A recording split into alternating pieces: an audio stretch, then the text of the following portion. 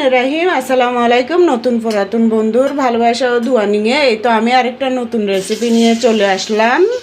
রেসিপিটা হচ্ছে বন্ধুরা, আজকে আমি রান্না করব চিংড়ি মাছের শুটকি দিয়ে দারুণ একটা রেসিপি। এটা হচ্ছে বেসনের বড়া দিয়ে। তো আমি আগে দিয়ে দিলাম পেঁয়াজ কুচি একটা বড়, আরও অর্ধেক দিলাম। পেঁয়াজ কুচিটা দেওয়ার পর আমি কিছুক্ষণ ভেজে নেব। তো বন্ধুরা, আমি জানি না আপনারা কখনো চিংড়ি শুটকি দিয়ে বেসনের বড়া দিয়ে খেয়েছেন কিনা। তো বন্ধুরা, এখানে যে আমি পেঁয়াজটা দিছি, পেঁয়াজটা দেওয়ার আগে এই হাঁড়ির মধ্যে সয়াবিন তেলের মধ্যে আমি ডিমগুলো ভেজে নিয়েছিলাম। এই যে দেখুন, তো ডিমটা ভাজার পরে আমি এখানে আলুর সাথে দিয়ে দিছি। তো দেখুন, এখানে 8টা ডিম দিয়ে বেশি করে একটু আলু দিয়ে টমেটো দিয়ে রান্না করা হয়ে গেছে। কিন্তু তো বেশি করে আলু দেওয়ার কারণ হচ্ছে সকালে একটু নাস্তার সাথে খাওয়া যায় ডিম আর আলু একসাথে, এই জন্য। এখন তো আমি রাত্রের বেলা রান্না করতেছি, এটা আরেকটু হবে। তো দেখুন, পেঁয়াজটা আমি ভালো করে একটু ভেজে নিলাম।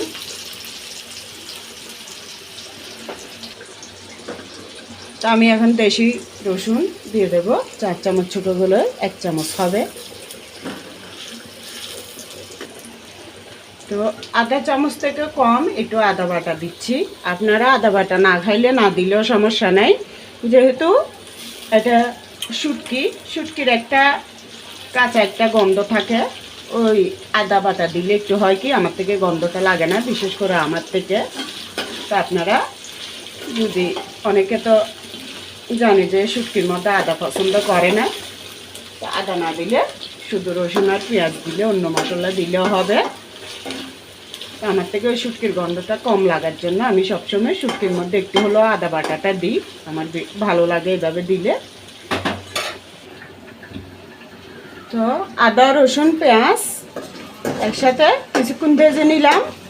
তো এখন আমি আগে একটু পানিটা দিয়ে দিই। পেঁয়াজ রসুন আদা একটু বেশি পুরা হয়ে যাচ্ছে, তাই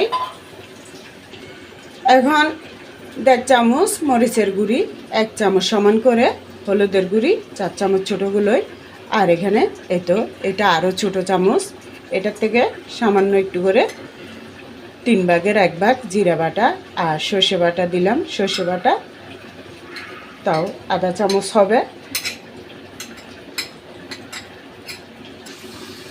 এই তো এখন আমি ভালো করে মশলাটা একটু কষিয়ে নেব। এই তো বন্ধুরা, মশলাটা একটু কষিয়ে নিলাম।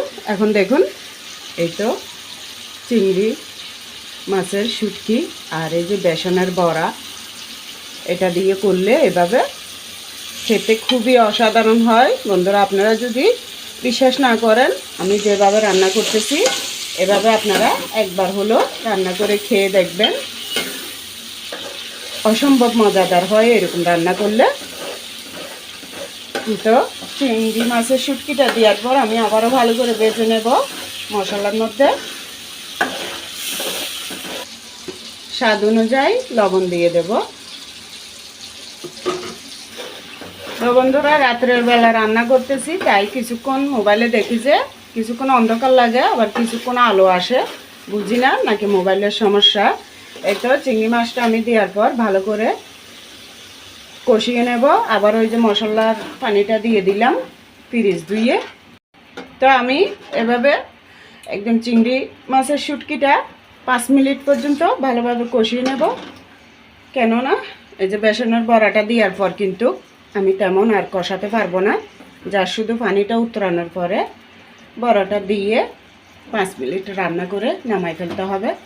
তাই ভালো করে এটা আমি 5 মিনিট পর্যন্ত এভাবে মাঝারি আছে কষিয়ে নিই চিংড়ি মাছের শুটকিটা। তো এই তো এর মধ্যে আমি টমেটো দিয়ে দেব একটা, আরও অর্ধেক। এটা মশলার মধ্যে এই 5 মিনিটের মধ্যে কষিয়ে নেব। চিংড়ি মাছের শুটকিটা মশলার মধ্যে 5 মিনিট এভাবে কষিয়ে নিলাম। দেখুন কত সুন্দর একটা শুটকির গ্যারান বের হয়েছে। যে কোনো মাছের শুটকি হোক, একটা মানে আলাদা একটা আষ্টে গন্ধ থাকে যে ওটা থাকে না, কিন্তু স্বাদটা কিন্তু খুবই ভালো থাকে, স্বাদটা পরিবর্তন হয় না। দেখুন কত সুন্দর একটা গ্যারান বের হয়েছে। তাই আমি আদাটা সবসময় একটু হলেও দিই। এটা দেখুন আমি এখন গরম পানি দিয়ে দিচ্ছি, ভালো করে কিন্তু শুটকির গন্ধটা চলে গেছে। এরপর আমি পানিটা দিলাম। এই তো এখন এই সম্পূর্ণ এই যে ঝুলের মশলার পানিটা উতরানোর পর তারপর আমি বেসনের বড়াগুলো দেব। তো বন্ধুরা দেখুন এখানে কিন্তু 22টা বেসনের বড়া, সেই অনুযায়ী আমি কিন্তু মশলাগুলো দিলাম। এখন আমি এগুলো এখানে দিয়ে দেব।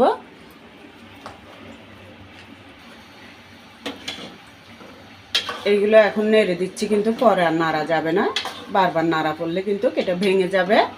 তো আমি এর মধ্যে 4টা কাঁচামরিচ ফালি করে দিয়ে দিচ্ছি, কারণ এটা হতে বেশি সময় লাগবে না। এখন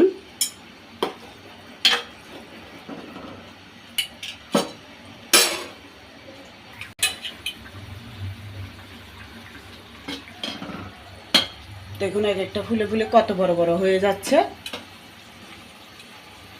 তো এখন আমি শুধু একটু ঢেকে দেব।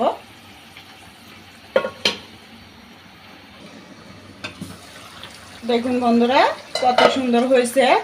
তো আমার এটা রান্না শেষ পর্যায়ে দেখুন পানিটা সব টেনে গেছে, কেমন ভালো লাগতেছে। এক একটা ফুলে কত বড় বড় হয়েছে।